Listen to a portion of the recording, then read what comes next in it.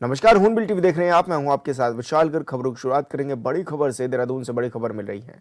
विजय प्रदेश core group की अहम बैठक आज जौलीग्रांट स्थित एक निजी होटल में होगी। बैठक में केंद्रीय स्वास्थ्य मंत्री जेपी नड्डा भी होंगे शामिल और बैठक में सीएम धामी सहित कोर ग्रुप के सदस्य भी रहेंगे मौजूद।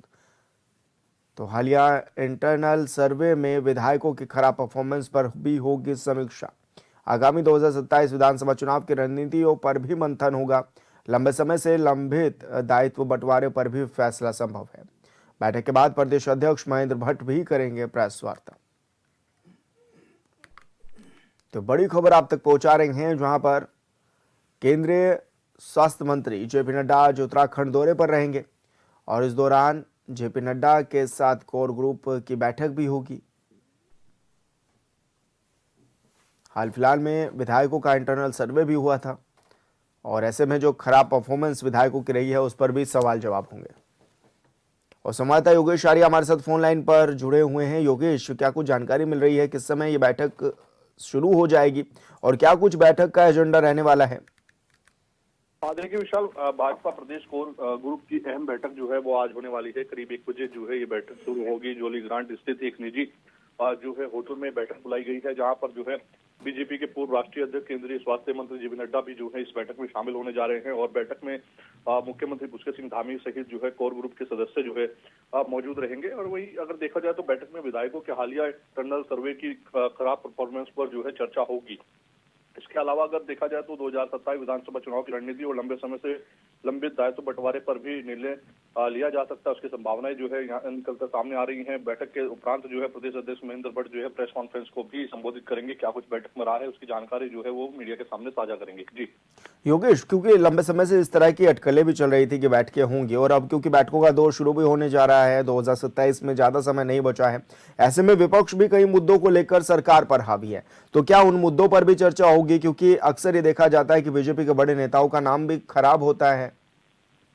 देखिए बिल्कुल, जिस तरह से हाल ही में कई प्रकरणों में जो है बीजेपी के बड़े नेताओं का नाम सामने आया है और कहीं ना कहीं जिस तरह से विपक्ष लगातार जो है तमाम मुद्दों को उठा रहा है, कई घेराव करने का प्रयास करने की रणनीति जो है उनकी ओर से बनाई जा रही है, तो कई जगह जो है वो तरह तरह के आरोप लगा रहे, तो उनको जवाब किस तरह दिया जाए, उनका जो काउंटर है वो किस तरह से रखा जाए, तो उस पर रणनीति होगी। इसके अलावा जो है किस तरह से हमें अपनी जो नीतियां हैं उनको जो है जनता तक पहुंचाना है, भाजपा इस पर भी जो है चिंतन मंथन करेगी। तो निश्चित तौर पर जो है इस बैठक में जो है तमाम रणनीतियों पर चर्चा होगी और राष्ट्रीय अध्यक्ष जो पूर्व में रहे हैं केंद्रीय मंत्री हैं जेपी नड्डा, वो पहुंच रहे हैं। निश्चित तौर पर वो अपने अनुभव को भी साझा करेंगे ताकि जो है उत्तराखंड 2027 के चुनाव में फिर से जो है भाजपा हैट्रिक दिखा सके।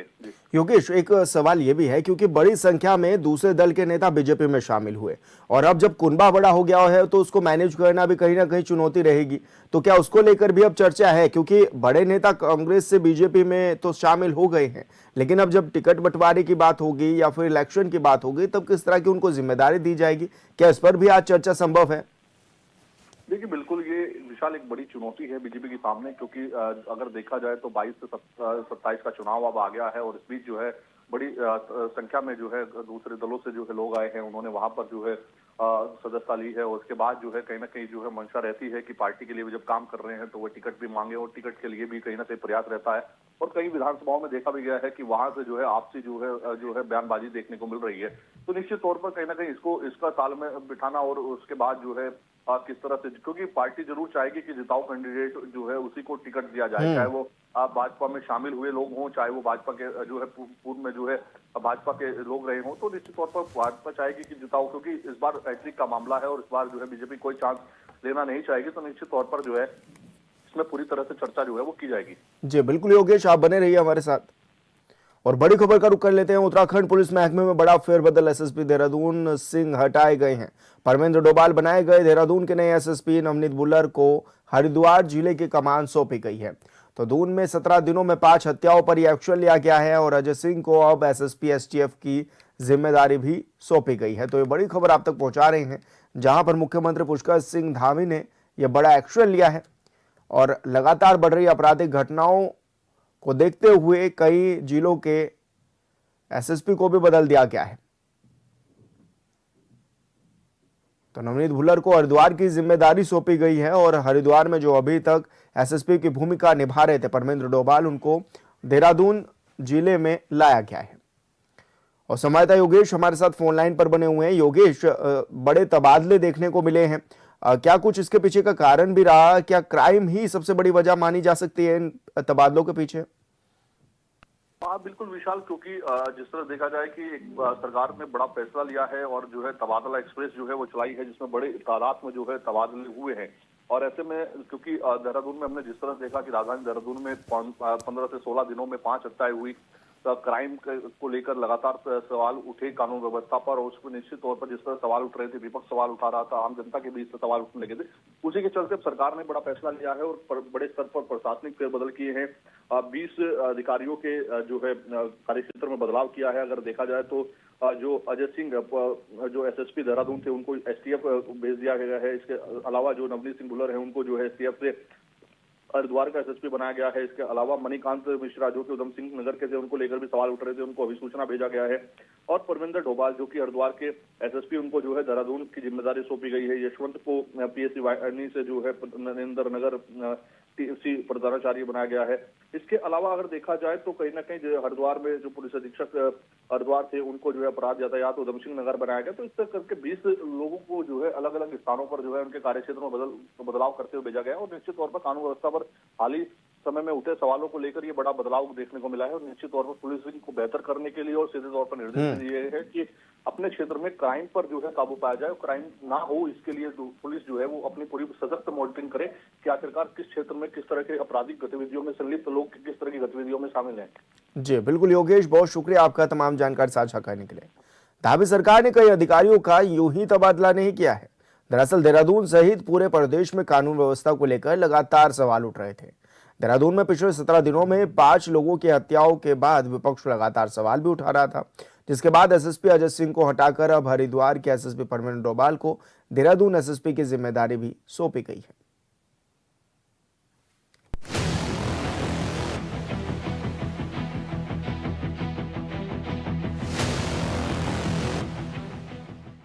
उत्तराखंड की राजधानी देहरादून के सिल्वर सिटी मॉल में शुक्रवार सुबह बाइक सवार बदमाशों ने एक युवक को गोली मारकर उसकी हत्या कर दी।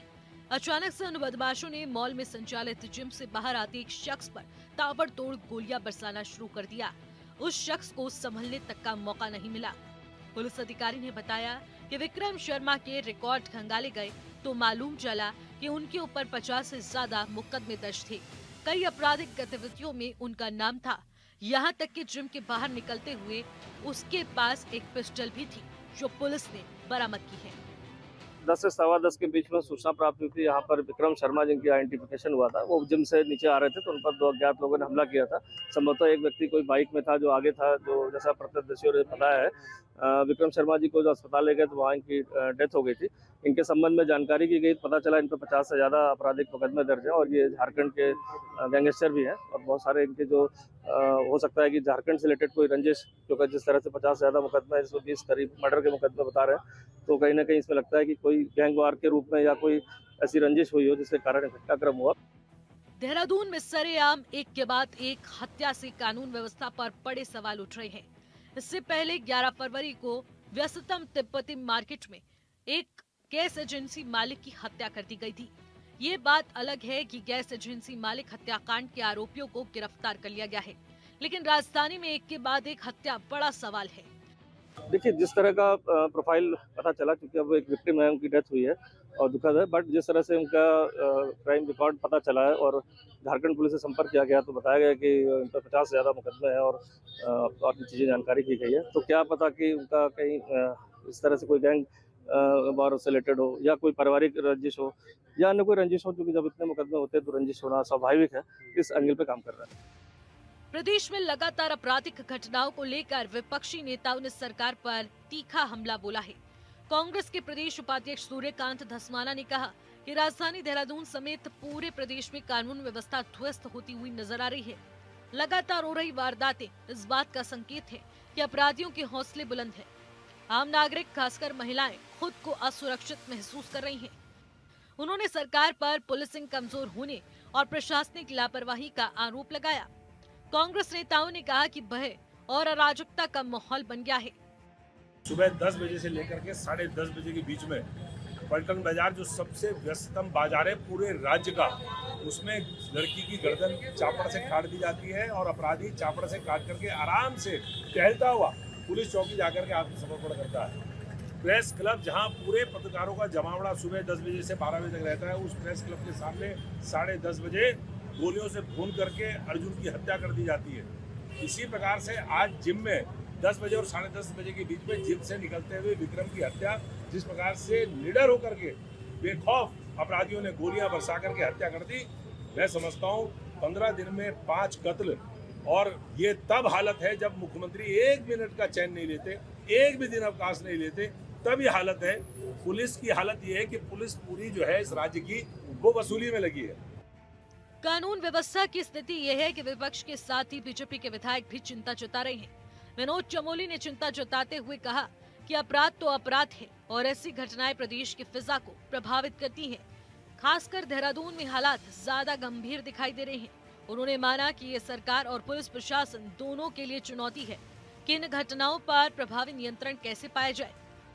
हालांकि उन्होंने कहा कि अपराधों का खुलासा भी तेजी से हो रहा है, पुलिसिंग सक्रिय है और आरोपियों की गिरफ्तारी के साथ सजा दिलाने की प्रक्रिया भी आगे बढ़ रही है। विधायक ने कहा कि उत्तराखंड अपराधियों की शरण स्थली बन चुका है, इसके लिए सरकार को और कड़े कदम उठाने की आवश्यकता है। देखिए, 2 अलग-अलग पहलू हैं। अपराध तो अपराध है और प्रदेश की फिजा बिगड़ रही है और देहरादून में स्थितियां ज़्यादा गंभीर हैं। और ये सीधी-सीधी सरकार के लिए भी एक चुनौती है कि कैसे इस पर नियंत्रण पाया जा सके। और दूसरा पहलू ये भी है कि अपराध घटित तो हो रहे हैं, लेकिन खुलासा भी साथ ही साथ हो रहा है और पुलिसिंग काफ़ी सक्रिय है और लोगों को पकड़ा भी जा रहा है और अपराध के लिए उनको सजा के लिए भी आगे जो हमारी पैरवी है वो हो रही है। लेकिन फिर भी अपराध तो अपराध है, अपराध घटित नहीं होना चाहिए। अभी जो तुरंत एक घटना घटी है, ये जानकारी मिली है कोई हिस्ट्री सीटर हैं और कई अपराधों में वो लिप्त रहे, तो हो सकता है गैंगवार भी हो सकता है। लेकिन इससे एक संकेत मिलता है कि उत्तराखंड धीरे धीरे अपराधियों की शरणस्थली बनती जा रही है। यहाँ की जो शांति और अमन है वो छिनता चला जा रहा है, इसके लिए गंभीर प्रयास करने होंगे। देहरादून को कभी शांत व सुरक्षित शहर माना जाता था, वहाँ जिस तरीके के दिन दहाड़े हत्याएं चिंता का विषय है, क्योंकि हर दिन सैकड़ों की संख्या में देश विदेश से पर्यटक उत्तराखंड पहुँचते हैं। जाहिर है अगर राजधानी में ही दिन दहाड़े इस तरीके की घटनाएं घटेंगी तो राज्य की छवि के साथ ही पर्यटन कारोबार पर इसका असर पड़ेगा। जरूरत है सत्ता पक्ष और विपक्ष को इस मुद्दे पर गहन चिंतन करने की। Bureau report on mill TV.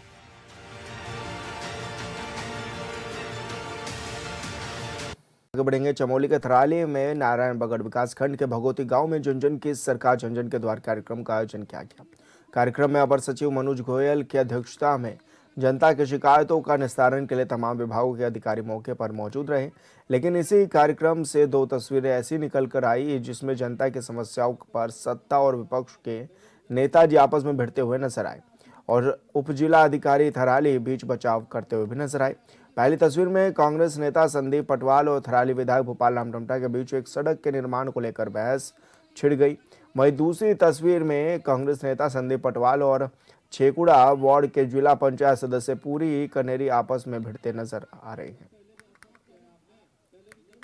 किया है तब तो ये अस्वीकृत की स्थिति में है। विकासखंड साहब आ गए हैं, अरे भाई आप और तो यहाँ पे साहब हम नहीं चाहते जनता के मतलब जो चीज हो गया जो चीज हो गया। चंपावत जिला न्यायालय परिसर में बीते शुक्रवार को अधिवक्ताओं ने जिला और सत्र न्यायाधीश और मुख्य न्यायिक मजिस्ट्रेट की अदालत के खिलाफ धरना प्रदर्शन किया। जिला बार संघ अध्यक्ष राम सिंह बिष्ट के नेतृत्व में अधिवक्ताओं ने आरोप लगाया कि अदालतें उनकी जायज मांगों की लगातार अनदेखी कर रही हैं, उनकी बातें नहीं सुनी जा रही हैं और आवाज उठाने पर उत्पीड़न और अवमानना की धमकी भी दी जा रही है।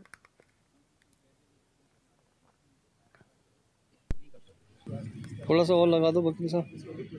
अधिवक्ता एकता जिंदाबाद। अधिवक्ता हमारा फर्ज बनता है, हमारा उत्तरदायित्व बनता है कि इस जिले के लोगों को सुंदर, स्वच्छ और पारदर्शी न्याय मिले। इसी के लिए हम लोग संघर्ष कर रहे हैं यहाँ पर और हमारी मांग है कि इनके खिलाफ जो है कि शीघ्र, माननीय उच्च न्यायालय से भी हम आग्रह करते हैं कि इनके खिलाफ शीघ्र जो है कि जांच बैठाई जाए, इनके कार्यों की जांच की जाए, इनके न्यायिक जो है कि आदेशों की भी जांच की जाए और तथा इनको जो है कि सस्पेंड करके यहाँ से हटाया जाए। ये हमारा कहना है। इसी परिप्रेक्ष्य में हमारी जो है कि ये हड़ताल चल रही है कि एक दिन के लिए अगर हमारी मांगे जो है कि माननीय उच्च न्यायालय अगर हमारे मांगों पे कोई गौर नहीं करता है तो हम जो है कि नेक्स्ट स्टेप जो लेंगे हम अनिश्चितकालीन हड़ताल करेंगे। जब सर्वोच्च न्यायालय कह रही है कि कानून से ऊपर सर्वोच्च न्यायालय नहीं है, तो ये जज कैसे अपने आप को कानून से ऊपर मान रहे हैं? अदालत जो है जुडिशियल ऑफिसर्स का पता ही नहीं है। कभी 2 बजे बैठते हैं, कभी 12 बजे बैठते हैं। तो ये बड़ी समस्या है। चूंकि हम जिले के अधिवक्ता हैं, लोगों की बात उठाना हमारी जिम्मेदारी है और आज अपने उसी कर्तव्य का निर्वहन करने के लिए हमें यहाँ जमीन में बैठना पड़ा है, जो कि बड़ी दुर्भाग्यपूर्ण बात है। मैं चाहता हूं कि इस बात को आप ज्यादा से ज्यादा जनता तक पहुंचाइए, जिससे कि ये व्यवस्था कानून के राज से चले, न कि किसी व्यक्ति के मन से। एसडीएम और तहसीलदार की कोर्ट्स होती है, राजस्व न्यायालय कहलाती है। इनमें एक समस्या यह है कि कोई फैसला होता है तो उसकी ऊपर की कोर्ट में अपील करने का समय 30 दिन होता है। अब क्या हो रहा है, जैसे हम किसी केस में गए, लंबे समय तक हमसे वहाँ कोर्ट्स में कहा जा रहा है कि फाइल तो साहब के पास है। रेगुलर कोर्ट में फाइल न देखने को मिल रही है, न कुछ हो रहा है, और अचानक से एक दिन बता रहे हैं कि साहब इसमें तो उस डेट में, बैक डेट में फैसला हो गया। अब वो हमको जानकारी होने तक तकरीबन 2 महीने 1.5 महीने हो जा रहा है। तो उसमें फिर इंसान कमिश्नर के यहाँ या ऊपर की कोर्ट में कोई अपील भी नहीं कर सकता है, क्योंकि अपील का पीरियड जो लैंड रेवेन्यू एक्ट में है वो मात्र 30 दिन है। तो ये घोर अन्याय है, ये पारदर्शी होना चाहिए और हमारी कमिश्नर कोर्ट्स वगैरह को इस पर संज्ञान लेके इनके विरुद्ध कठोर कार्यवाही भी करनी चाहिए। विश्व प्रसिद्ध नेशनल हिम क्रीड़ा स्कीइंग विंटर कार्निवल 2026 का पर्यटन मंत्री सतपाल महाराज ने शुभारंभ किया। नेशनल चैंपियनशिप में 17 राज्यों की टीमों के अलावा आईटीबीपी, सीआरपीएफ और सेना की टीमें जोश उत्साह पूर्वक प्रतिभाग कर रही हैं। सतपाल महाराज ने कहा कि मुख्यमंत्री पुष्कर सिंह धामी के दूरदर्शी नेतृत्व और स्पष्ट संकल्प के परिणाम स्वरूप उत्तराखंड को विश्व स्तरीय शीतकालीन पर्यटन डेस्टिनेशन के रूप में स्थापित करने की दिशा में ये महत्वपूर्ण पहल संभव हो सकी है।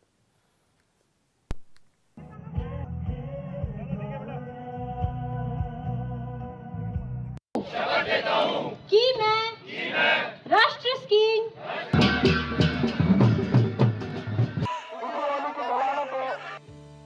चमोली के औली में पर्यटन मंत्री सतपाल महाराज ने विश्व प्रसिद्ध नेशनल हिम क्रीड़ा स्कीइंग विंटर कार्निवल 2026 का दीप प्रज्वलित कर शुभारंभ किया। सतपाल महाराज का कहना है कि मुख्यमंत्री पुष्कर सिंह धामी के दूरदर्शी नेतृत्व और स्पष्ट संकल्प के परिणाम स्वरूप उत्तराखंड को विश्व स्तरीय शीतकालीन पर्यटन डेस्टिनेशन के रूप में स्थापित करने की दिशा में ये महत्वपूर्ण पहल संभव हो सकी है। उन्होंने कहा कि देवभूमि उत्तराखंड प्राकृतिक सौंदर्य, आध्यात्मिक चेतना और साहसिक संभावनाओं का अद्वितीय संगम है। समुद्र तल से 2500 से 3050 मीटर की ऊंचाई पर स्थित औली अपने विस्तृत प्राकृतिक ढलानों, ओक और देवदार के वनों तथा नंदा देवी, कामेट और माना जैसे हिमालय शिखरों के दिव्य दृश्यों के कारण भारत का प्रमुख विंटर डेस्टिनेशन बन चुका है। यहाँ की भौगोलिक संरचना और अनुकूल जलवायु इसे अंतर्राष्ट्रीय स्तर की प्रतियोगिताओं के लिए आदर्श स्थल बनाती है। आज औली के इस पावन और मनोहारी धरती पर औली विंटर कार्निवल 2026 का शुभारंभ किया जा रहा है। मैंने घोषणा की है कि यह कार्निवल प्रत्येक वर्ष मनाया जाएगा और इसके साथ साथ गौरसों तक हम लिफ्ट चेयर जो है उसका विस्तार करेंगे, ताकि जब बर्फ की कमी होती है, स्नोफॉल की कमी होती है, तो उसको गौरसों के अंदर जो है हम गेम्स को संपन्न करा करके और हमारे इंटरनेशनल गेम्स पूरे किए जाएं। 13 से 16 फरवरी 2026 तक आयोजित इस विंटर कार्निवल में अनेक गतिविधियां संचालित होंगी। साथ ही सांस्कृतिक कार्यक्रमों और स्थानीय लोक कलाओं की प्रस्तुतियों से भी इस आयोजन को एक अद्वितीय उत्सव बना रहा है। मंत्री ने कहा कि आयोजन स्थानीय युवाओं के लिए रोजगार के नए अवसर सृजित करेगा, होम स्टे और स्थानीय उद्यमियों को बढ़ावा देना और क्षेत्रीय अर्थव्यवस्था को सशक्त करेगा। मुख्यमंत्री पुष्कर सिंह धामी के नेतृत्व में हमारी सरकार पर्यटन और राज्य की अर्थव्यवस्था का आधार बनने के लिए प्रतिबद्ध है।